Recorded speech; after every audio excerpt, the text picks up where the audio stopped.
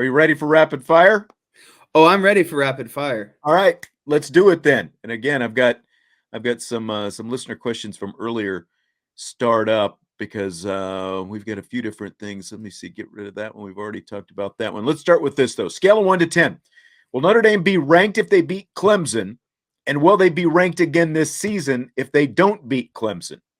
If they beat Clemson, I will give them a 10 out of 10 chance of being ranked. I think there's absolutely no way that they aren't ranked if they beat Clemson.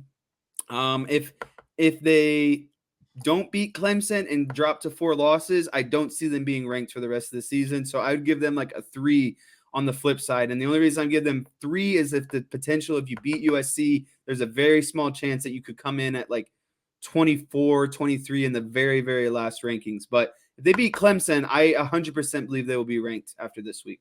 Yeah, I agree. It's a 10 for me as well because I think they're knocking at the door right now. Like at least if you look at the AP and coaches poll, they were. We don't have that from the college football playoff ranking. They were not in the top 25, but I've got to think that they are close. And based on some of the things that we've talked about as well, Notre Dame beating Clemson, one, you've beaten a top 5 team in addition to the other 3 ranked teams that you've already beaten this season. And, so it at least helps extinguish some of the losing to Stanford and Marshall. It's a 10 out of 10 for me. I think they're going to be ranked if they win this week. But if they don't win, and again, depending on what that loss would look like if they lose, if they don't win, yeah, I put it at probably a 2. I think best case, not only beating USC, but then like final polls at the end of the season, if they end up beating USC and win a bowl game, maybe they show up in the top 25. That's it. So I would put it at a 2 if they lose to Clemson this week. Fill in the blank on this one. It's blank that the Notre Dame offense calls the Mitchell Evans run package Mitch-A-Palooza. I think it's funny and very creative. It brings like, at the end of the day, everyone knows, what's on the line, right? You're playing Notre Dame. You're playing against high-end opponents. You've lost a couple games that you're not supposed to lose. I think bringing fun and something like this is always welcome. There's always areas where you can have fun, no matter if you're underperforming, overperforming. It's just fun. It's good fun. It obviously probably gives him some confidence knowing that a whole package is named after him. And they've had a lot of success with it this year. So if it's not, I don't mind it. And if it keeps working, then, call it whatever you want. But I'm all on board. Do you know what it's in reference to? Mitch-A-Palooza. I don't. Honestly, I don't know what it's in reference to. Very disappointed. Living in this house for as long as you lived. This is an old school reference because bring your green hat, Snoop. We're going streaking in the quad. You know what I'm saying? Will Ferrell, Mitch-A-Palooza, Speaker City, Vince Vaughn. We get a little sand in the living room. You have no idea what I'm talking about, do you? No, I know the movie. I just don't remember the scene itself. Yes, they called it Mitch-A-Palooza because Mitch, played by Luke Wilson, his girlfriend had the thing at the beginning of the movie, and so he moved out into this house. They were re-releasing him into the wild. They called the party Mitch-A-Palooza, where Snoop Dogg was performing in the backyard, the back porch presented by Speaker City. So, and I think it's awesome, the fact that the Mitchell Evans package is called Mitch-A-Palooza. Anytime you can work an old school reference in, that is a good day with me. So I think it's cool. Do you think they were going for that, though? Do you think many of them know what old school is? The players don't, but I know Tommy Rees does. Tommy Rees, he knows what old school is. He's up on that. That's yes. It's a direct reference. Okay. Where do you rank Clemson among Notre Dame's rivals, Jess? This is something we touched on a little bit again earlier this week.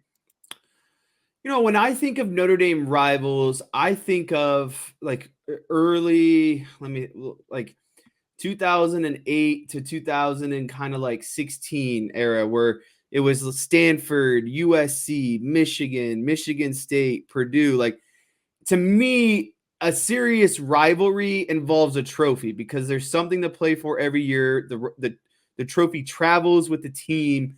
I would put them as like a middle tier rivalry at this point, just because of the recent. Obviously, they play. They're playing the ACC heavy schedule. Clemson is the best of the ACC teams. Notre Dame is often on the upper side of the ACC teams as well. So naturally, the two best ACC teams are going to become rivals.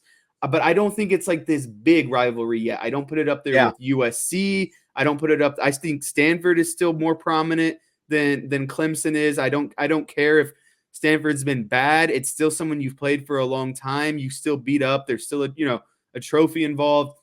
I think Michigan is a much bigger rival, even though they've been off the schedule the last few years. So for me, it's just kind of like meh. It's a half kind of they're in there, but it's not their top tier rival.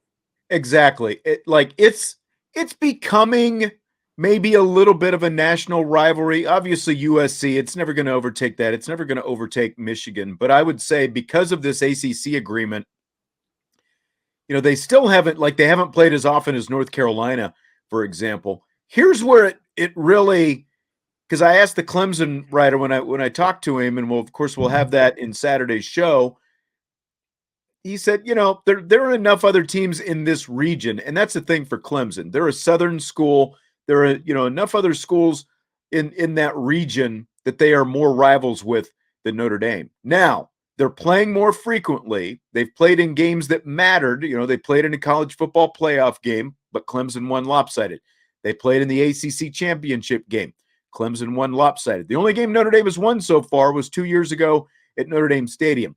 If Notre Dame starts winning more of these games against Clemson, then there's some actual rivalry kind of to it, because both sides, especially in something this young, when they've only played 5 previous times, both sides have to be able to hold their own. They have to be able to win these games for it to become some kind of actual rivalry. And yeah, I mean, like Michigan State, as Stymie says, is a better rivalry, but they don't play they don't play each other anymore. And that was just it was downright bitter at times. But I want to go back to what we were just talking about, the Mitch-A-Palooza. Tommy Guns Jesse wants to know, if you're the defensive coordinator, 3rd and 1, he's out there.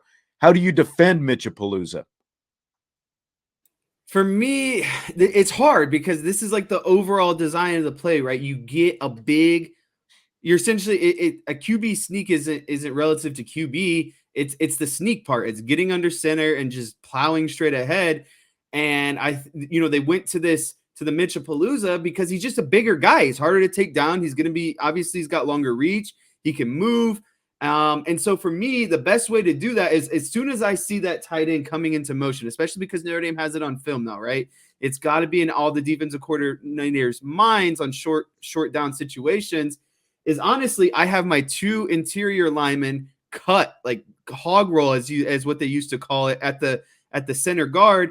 And immediately I have my linebackers, as soon as you see that guy go into motion, I have my 2 linebackers come over top, essentially A gap.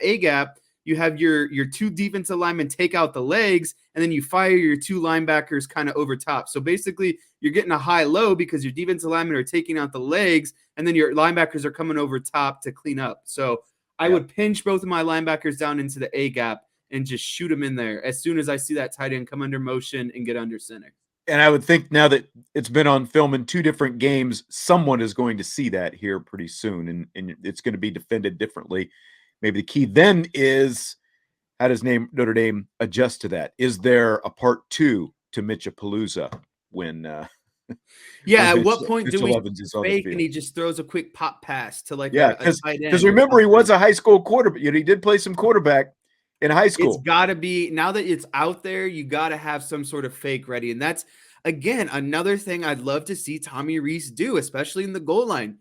Draw up something that no one has seen before. That's short yardage plays. You can fake a QB sneak and just pop it right over to Mayer. I'm sure that the first time you run it, they're going to sell out to run and someone's going to be open. And it's just, if he's played quarterback, that's even better because he could most definitely throw a 3 to 4 yard pass. Yeah, I agree. Fill in the blank. If Notre Dame becomes bowl eligible, there are 2 ACC SEC bowl tie-ins this year.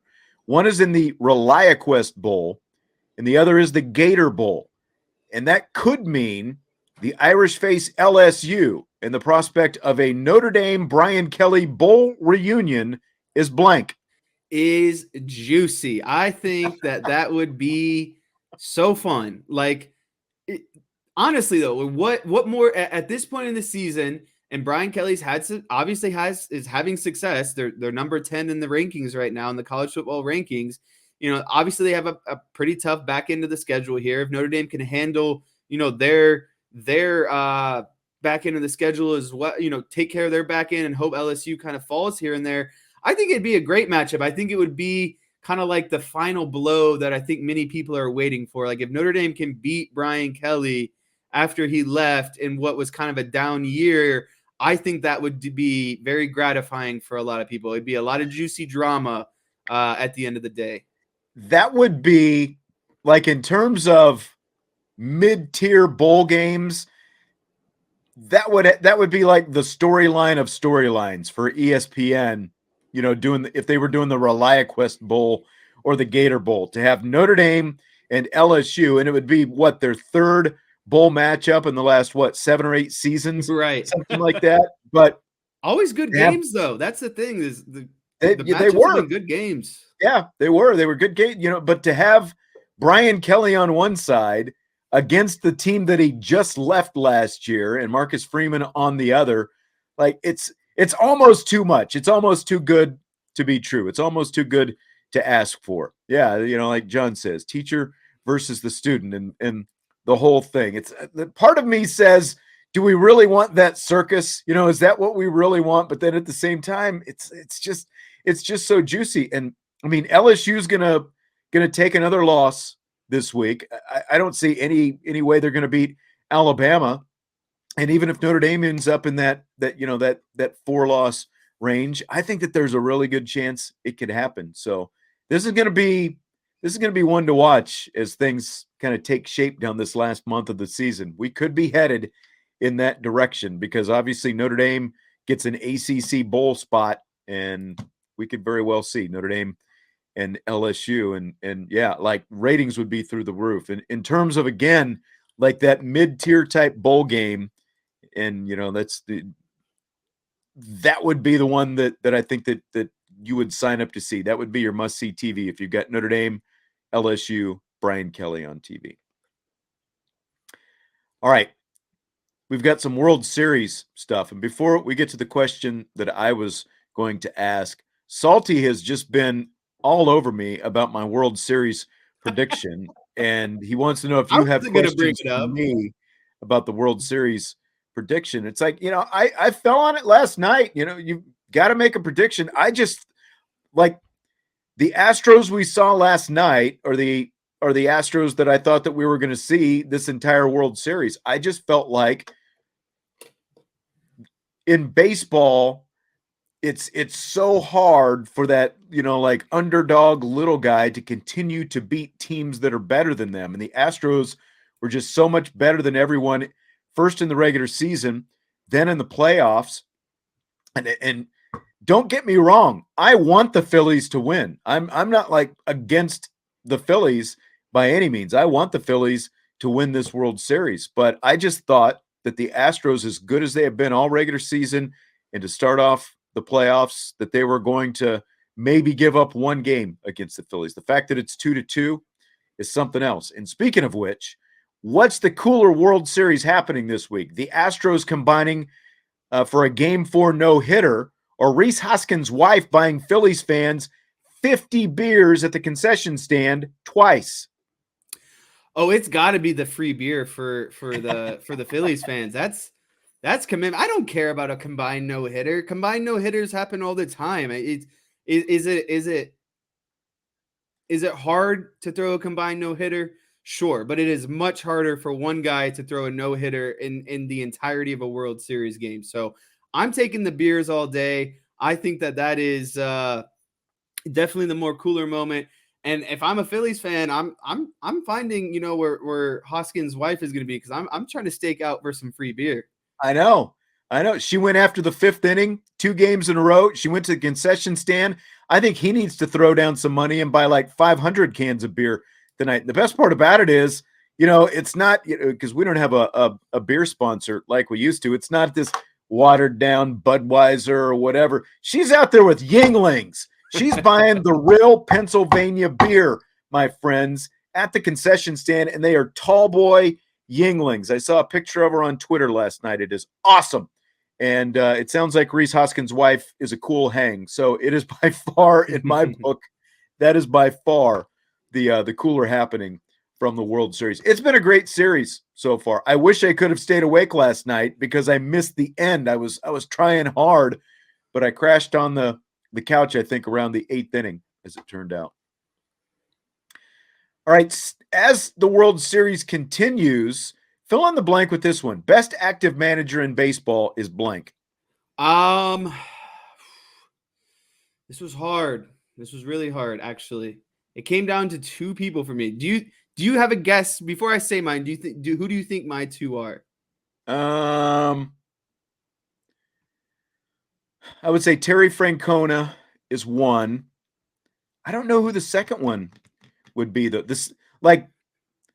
I'll just say mine is Terry Francona. I'll get it out of the way because one, to be the manager of the Red Sox, to break the curse of the Bambino, to be the guy in his first season, and then win another one 3 years later, like that alone right there should put you pretty close to the Hall of Fame. And then to get the Cleveland Indians back to the World Series, and year in and year out, all the expectations, all the preseason predictions, for the most part, since Francona has he resurrected Cleveland in his time there. And I may have just said Indians, I don't know, but Guardians, obviously.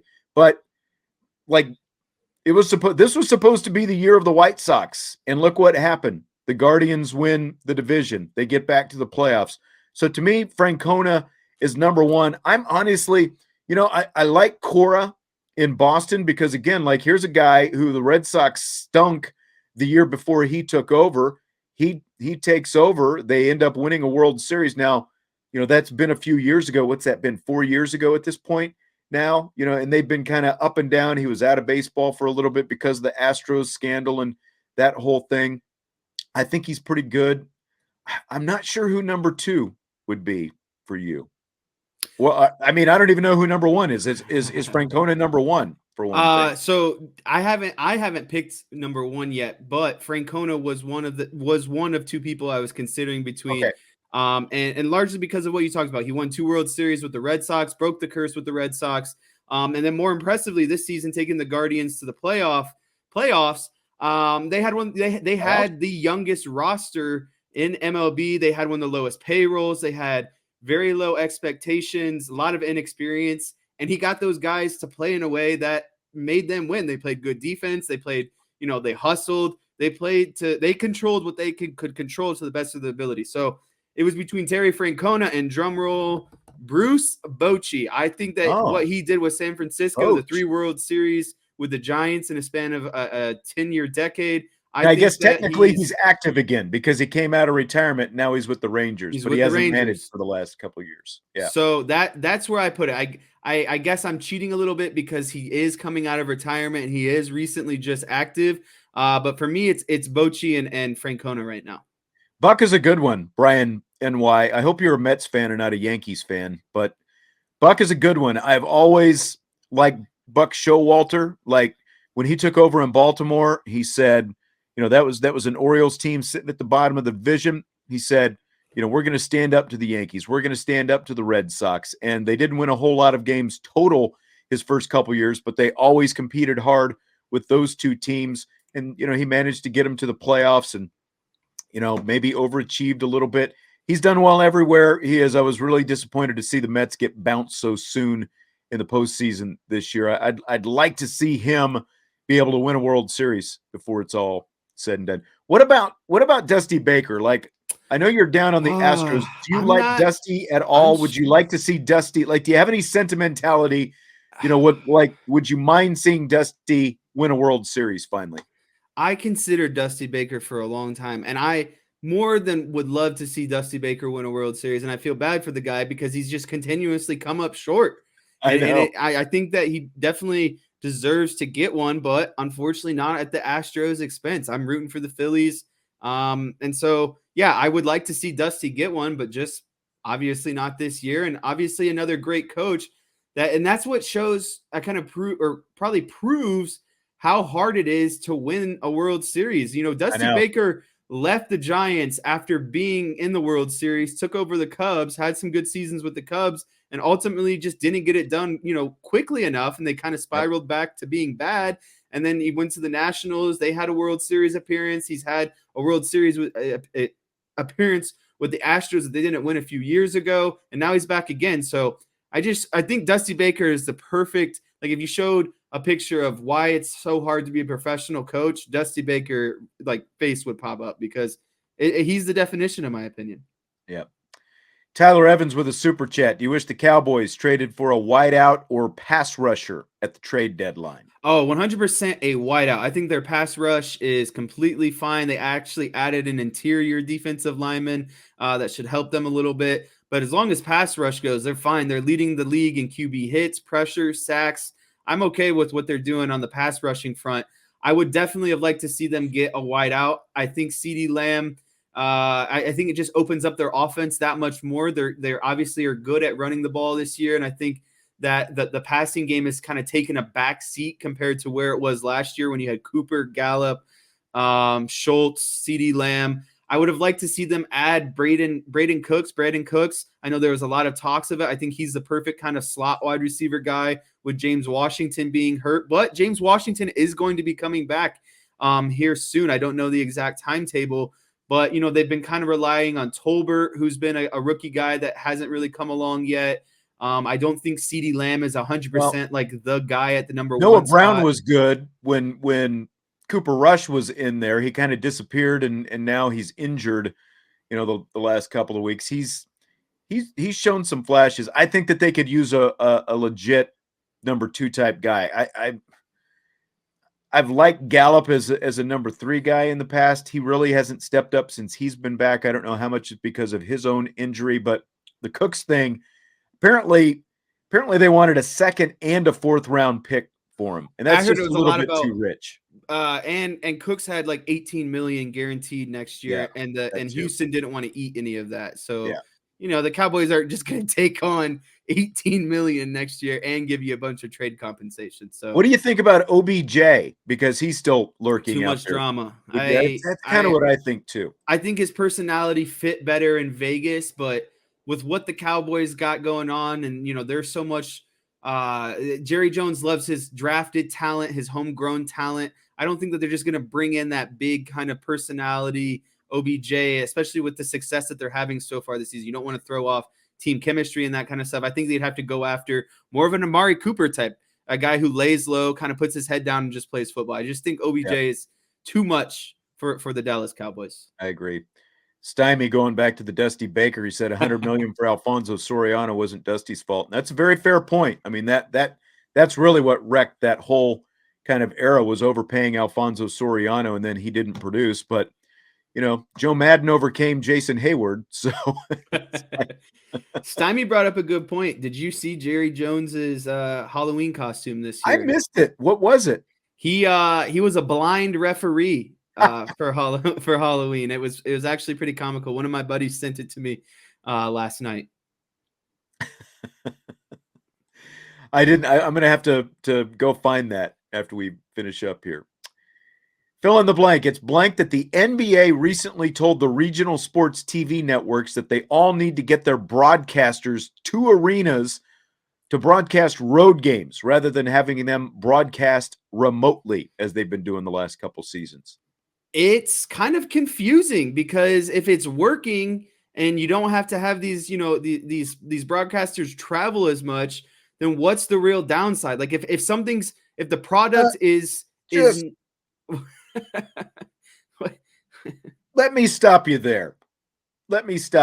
See, I thought since you watch a little more NBA, like maybe you've picked up some things with these guys not being on the road. But as someone who broadcasts games, and as someone who had to broadcast basketball games from my living room on a TV a couple of years ago, I can tell you there is a big difference being courtside at the basketball game as opposed to sitting in front of even a nice high definition, big screen TV. There is a huge difference in being there. And not only that, the ability to travel and be on the road with the team, because these guys travel with the team on the charters when they go on the road.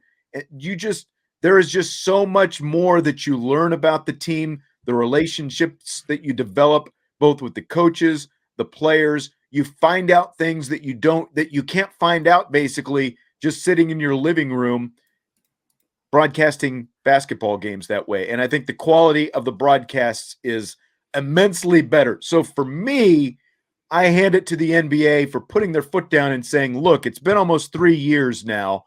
You got to get these guys back on the road. There's a quality, there's a standard that we're holding you to, and you got to do it. That's my take as a broadcaster. Hearing that perspective, I am 100% on board then, because I do agree. I think that, obviously with the camera and the TV, you can't see the full court all at one time. You're only able to see what the camera is showing you. And a lot of the job is being able to see the entire court at once. So yeah, I think that overall that it is a great thing then, because we're going to see a better product and we're going to see better analysis from these broadcasters. Yes, exactly. And it's your job, right? Like it's your duty. That's right. It's part of the job. So if you're really complaining about it, then I don't think that it should be your job at that point. And like ESPN has still been doing this with different games. It's essentially, now this started even before the pandemic, like ESPN and some other networks too started doing the studio games where it's like exactly what I'm talking about.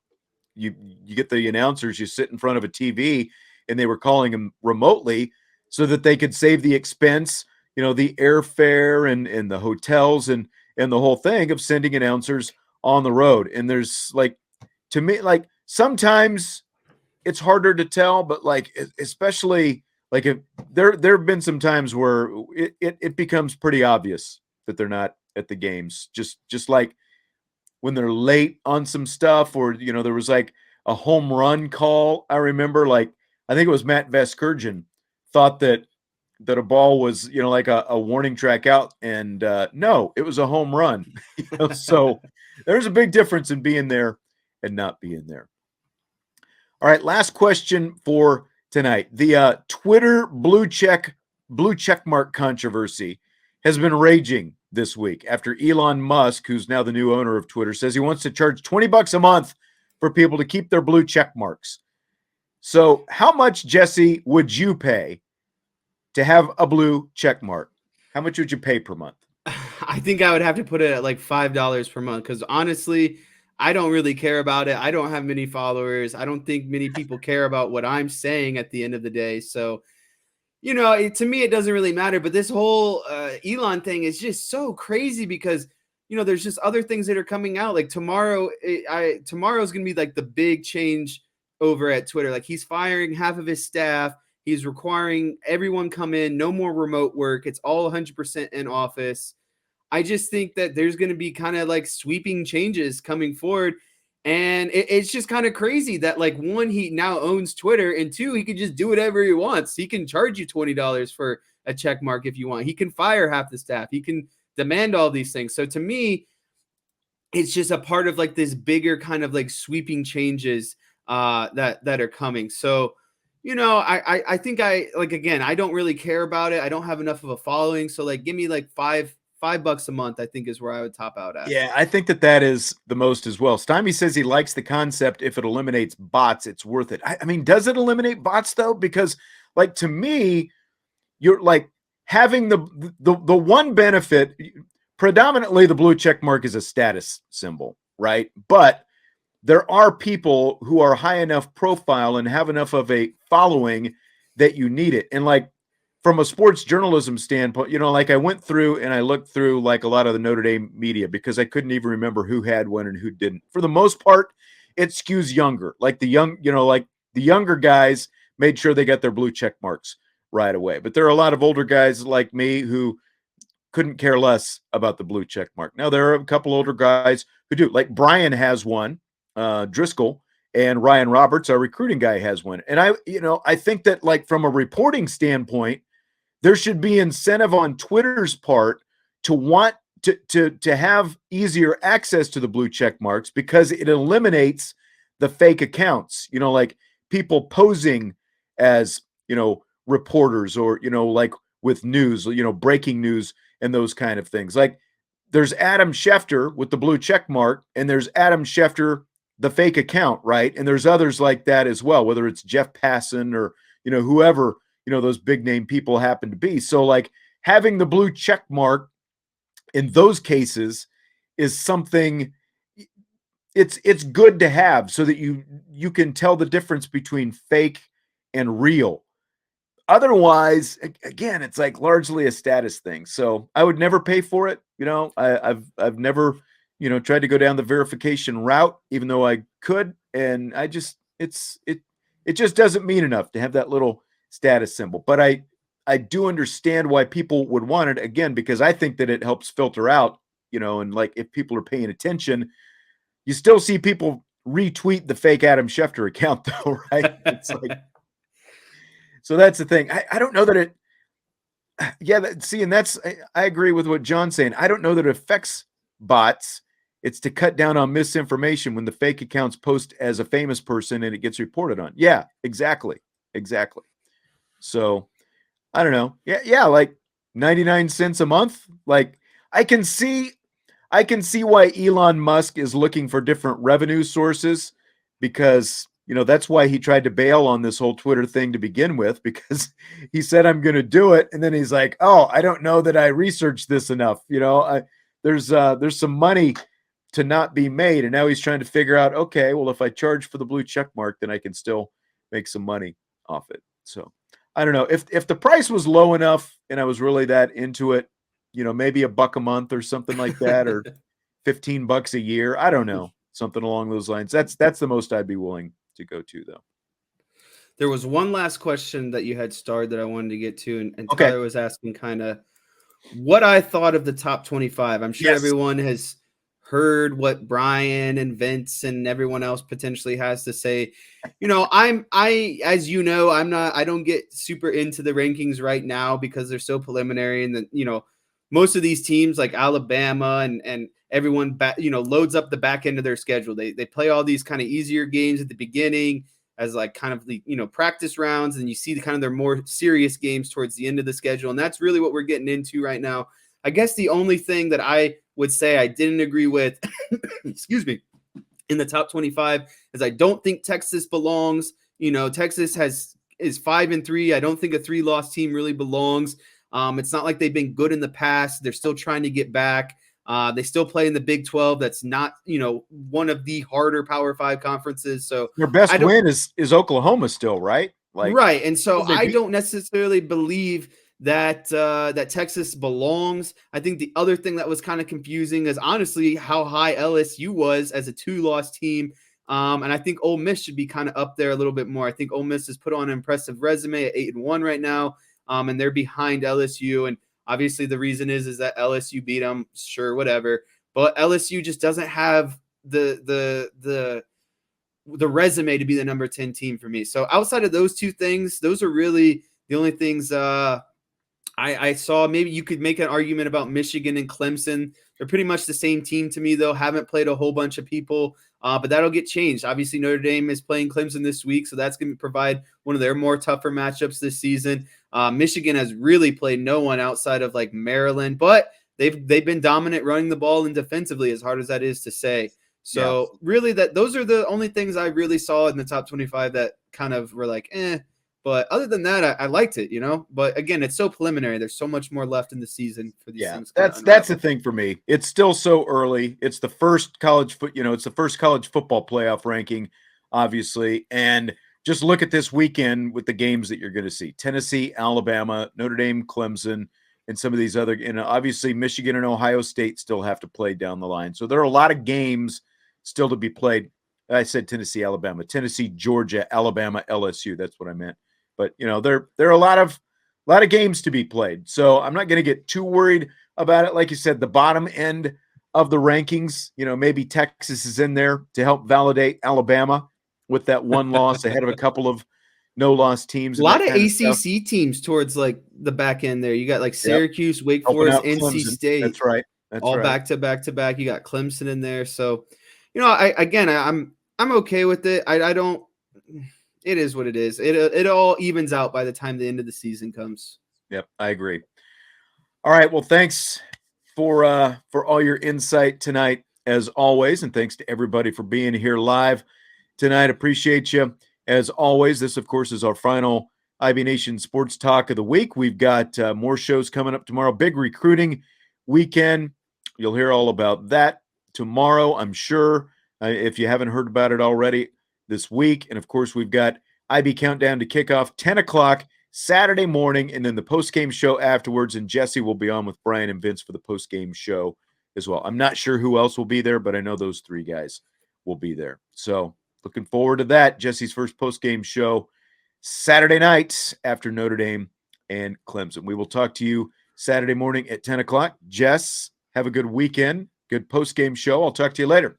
Sounds good. I hope everyone tunes in. I'm pretty excited for this first post-game show. It'll be live and fresh. Absolutely. I'll be listening. And hit the like button on your way out if you would. Appreciate you. As always, we will talk to you later on IB Nation Sports Talk.